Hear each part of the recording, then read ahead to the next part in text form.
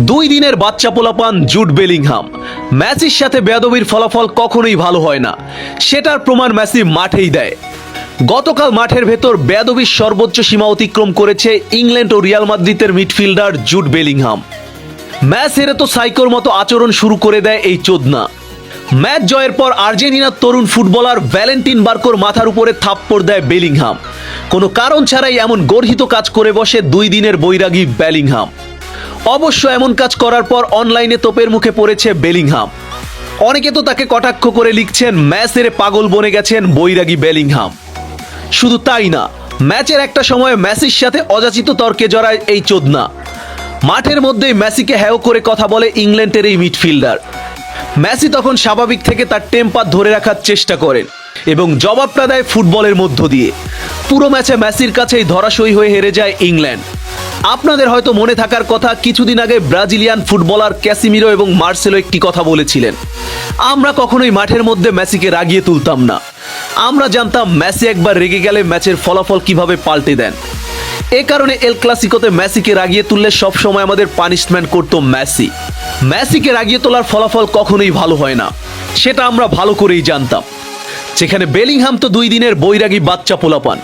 তুই আজীবন এই কষ্ট নিয়েই বেঁচে থাক, কারণ তুই মেসিকে রাগিয়ে তুলে জীবনের সবচেয়ে বড় ভুল কাজটা করেছিস।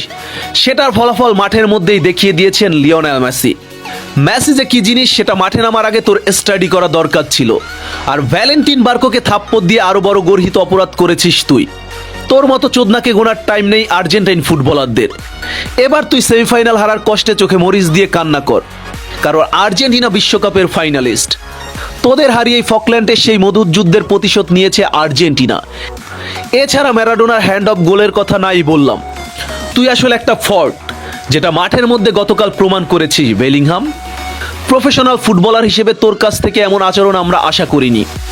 মেসির সাথে বেয়াদবি এবং ম্যাচ শেষে ভ্যালেন্টিন বার্কোর মাথায় থাপ্পড় দেওয়া, এটা কখনো একজন প্রফেশনাল ফুটবলারের কাজ হতে পারে না। আমরা আশা রাখবো এই ভুলের জন্য তুই সরি বলবি। যদি সরি বলিস তাহলে মন থেকে আমরা তোকে ক্ষমা করে দেব।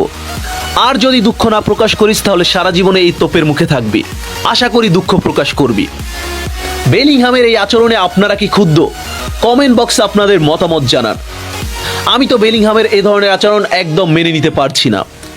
বন্ধুরা, গতকাল আর্জেন্টিনা দেখিয়ে দিয়েছে কিভাবে কামব্যাক করতে হয়। আর্জেন্টিনার রক্তে যে কামব্যাক শব্দটা মিশে আছে সেটা আর বলার অপেক্ষা রাখে না। ভ্যামোস আর্জেন্টিনা।